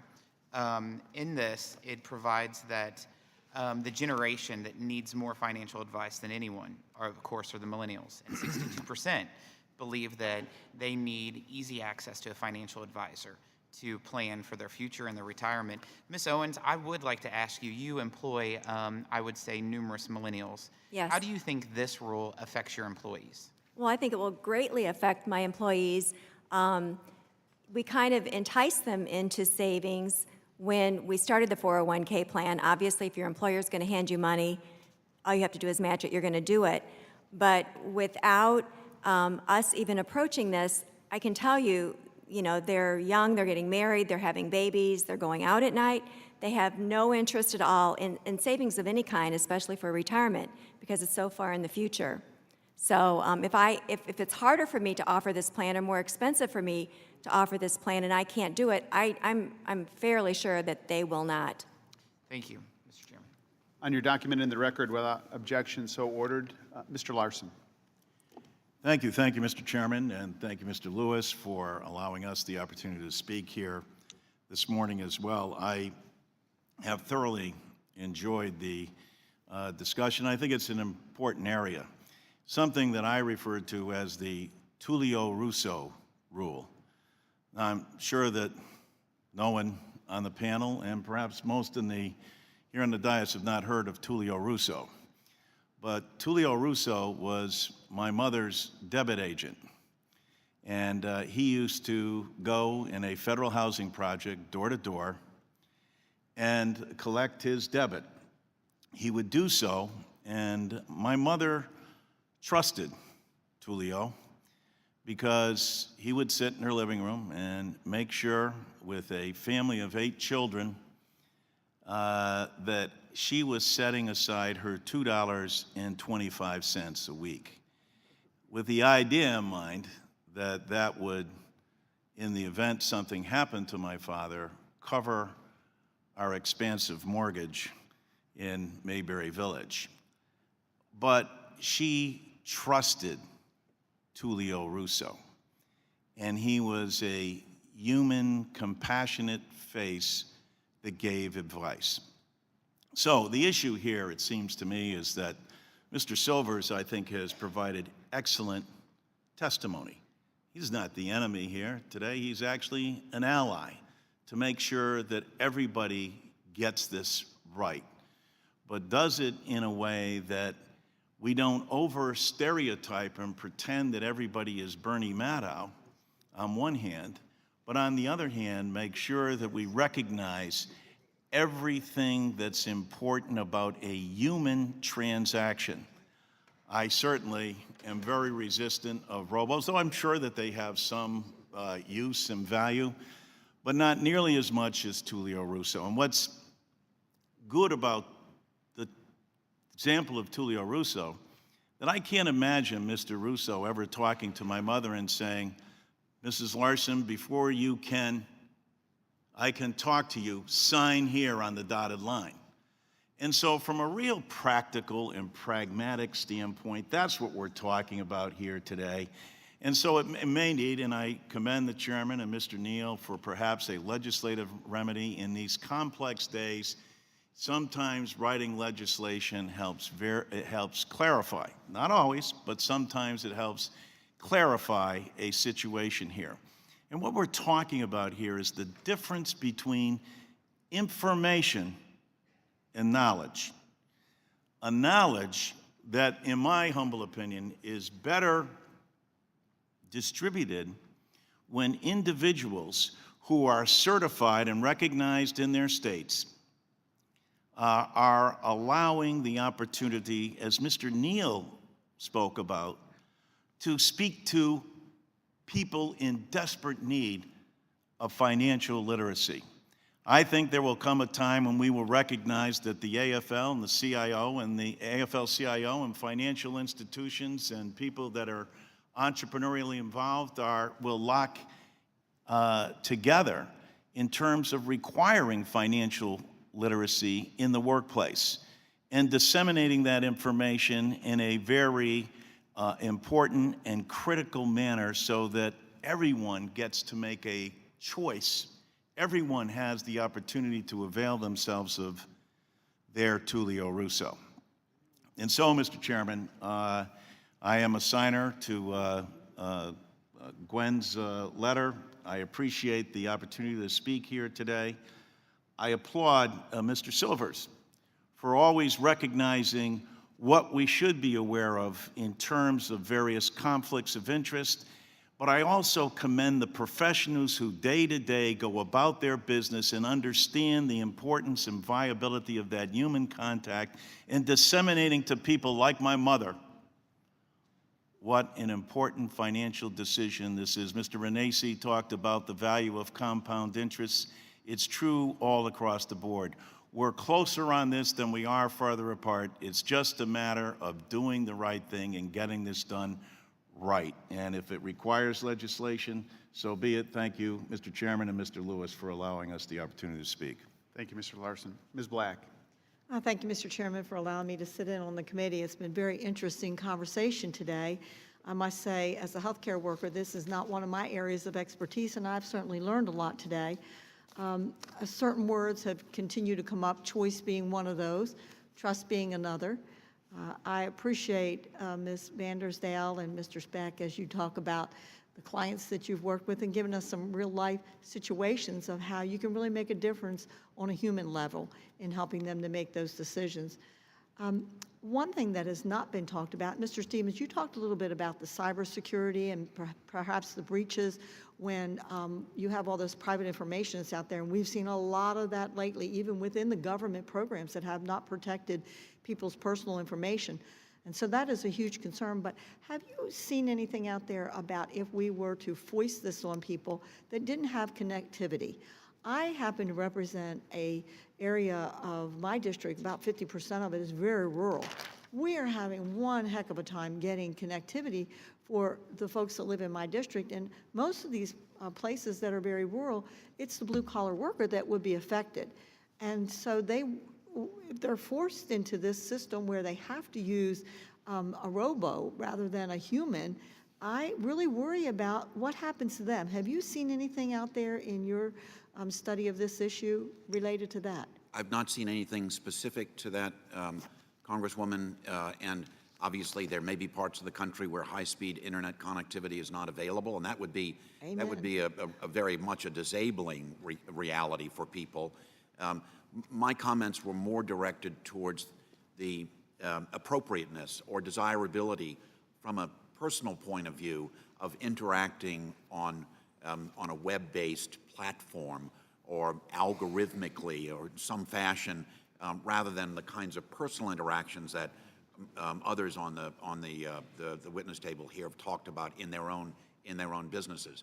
Maybe that's going to be good for some, but again, I go to this figure. There are more than 12 million U.S. households, and no doubt many in your district, where the IRA balance is $25,000 or less, and where a fee-based account is, for all intents and purposes, not going to be feasible. And so the question is, how are those people going to be served? Thank you. I guess I'm also trying to really put my finger on the actual problem here, because it doesn't seem to me that something is really broken that we have to fix it. It seems that there's been almost a forcing of something to happen that really isn't broken. Mr. Campbell, can you help me? Can you put your finger on something to say, look, this is really broken and we have to do this now because people are being hurt? Well, I think in every human endeavor, there are going to be some bad actors and some bad apples. And I wish instead of taking this comprehensive approach of redesigning the entire system of retirement advice, the department had instead focused on identifying and going after those bad apples, which is part of what its enforcement program is intended to do. One of my concerns about the approach they've taken is that, as I mentioned in my prepared testimony, best interest and the standard they're actually putting out here are two very different things. The standard they're putting out captures all sorts of normal and useful activity where there's just a structural difference in price from one product to another. An advisor to a 401k plan might charge 25 basis points for that whole plan, but when they talk to one individual with an IRA, they can't provide it at that lower cost. It has to be a higher cost. It's just a different product. The department's proposal would make that a conflict of interest that would be prohibited simply because there's this differential in cost. And so I think the approach they've taken, to the extent there is a problem that needs to be resolved, isn't addressed by this approach.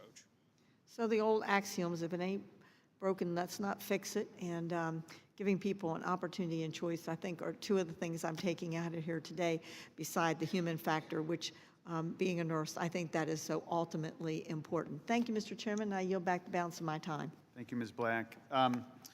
Just a couple questions in closing. It seems that one of the things that we're seeing is that under the proposed rule, the government would be pushing folks into these secure choice plans. And there's a sensitivity that I have coming from Illinois, and you know all what just a complete goat rodeo the Illinois pension system is. Do you have an opinion as to what ends up happening? And isn't it sort of a false sense of security that's being communicated? And so, Mr. Stevens, I have this to you. If if somebody's being told, hey, come on in, it's all fine, and we're going to put you out of this private sector savings plan, and we're going to put you into this secure choice, isn't that really an overcharacterization? And isn't it really less secure than most people think? And ought we be cautious about putting people into the so-called secure choice plan if it's just going to be run by state and local officials? Chairman, I think you have your finger on something that's extraordinarily important. And again, it's puzzling to us because what we've been talking about in the DOL fiduciary rule is in the context of 401ks and IRAs, a massive overhaul of the system with tremendously strict new regulations being proposed. Whereas the project that apparently the DOL is now endeavoring in the rules that Brad described in his testimony is to deregulate state-administered plans so that they won't have, presumably, the same degree of ERISA protections. They raise questions with respect to the federal securities laws, too, and how they will apply, governance issues, all sorts of very, very fundamental things. But we very much worry that if we have a patchwork quilt of state-administered plans with fewer requirements, employers will say, especially in this highly litigious environment we live in, well, you know, heck with the 401ks. I'm just going to go into these state-administered plans, and the retirement system, which has been so very successful that we've built up over many years now, and I think we need to recognize that the successes and strengths of that system will be put at risk. And that, it seems to me, deserves the attention of this committee. Okay, so break that down a little bit. Ms. Van Arsdale's clients, my constituents in Chicagoland, I'm speculating, but here's my speculation. I think that based on all of the drama and all of the real consternation and anxiety around the Illinois pension system, my hunch is that if you had clients that said, I would rather be into some other more secure private sector program than living precariously on all the politics around the Illinois pension system, they would rather be in a more secure system. Is that fair? I would assume that's certainly the case, yes. Yeah, Ms. Van Arsdale? I think that the fear that has been created because of all the conversation in Illinois has just, if we told clients that we had to go into a state program that were not state employees, they would move. Right. Right. I mean, the state, it's slightly embarrassing, but they're scared. They were told something for 34 years. If you do this and you follow these rules, this is what you're going to have on this day. And now, 4, 5, 6 years out before retirement, it's changing. It wasn't called secure choice, but it was presented as a secure choice. And as it turns out, that was a false presentation. That was a pretense. And it's anything but secure. Mr. Campbell, I just want to follow up just quickly, and it was a point that Mr. Stevens just made. It's my understanding that California has now said that they're going to be moving forward under their own program in anticipation of the DOL initiative here. But can you walk through what Mr. Stevens mentioned a minute ago? That is that they're proposing to do it without ERISA protection, and isn't there just an irony there that just is incredible? Can you speak to that? Yeah, I think that's one of the things that I think Congress should look at closely when DOL comes out with this proposed rule is exactly what type of latitude are they providing to the states? Is it simply an on-off switch that, no, we're saying ERISA won't apply to these, and therefore the protections that come with ERISA don't apply? If you look at the, also called the Secure Choice Program in California, there's, I think, some ambiguity as to exactly what, at the end of the day, the state may end up doing. It starts out as a payroll deduction IRA approach, but it's not clear that it would end there. There may be guaranteed investment returns, and then that raises questions of, well, how are those returns guaranteed? Who's guaranteeing them? Are these funded promises? If they're funded by whom? Who's making the investment decisions behind those funds? These are all questions that the ERISA structure has clear answers for, and a clear history of protecting workers. Again, I'm not suggesting that states don't have good intentions or may not be trying to do things that they think are in their citizens' best interest, but I think there's some real questions Congress should look at before it allows an agency by regulation to essentially do away with the ERISA preemption that has protected workers for over 40 years. It's good insight. I know I speak for everybody on the panel when I thank every one of you for your time today. It's been productive and insightful. You sense from, I think, all the members that we're interested in getting to a remedy here. And you also sense that some cooler heads, I think, can prevail, and there's some creative and interesting things that we can do. So on behalf of all of us here at Ways and Means Productions, we'd like to thank our writers and directors. We've received numerous comments and concerns from CBOE, IABA, State Farm, ACLI, fraternal organizations, and really a wide range of people. And the insight and the input has been very, very helpful. So with the requisite words of everybody is supposed to say at the end of a hearing, the hearing is adjourned. Thank you.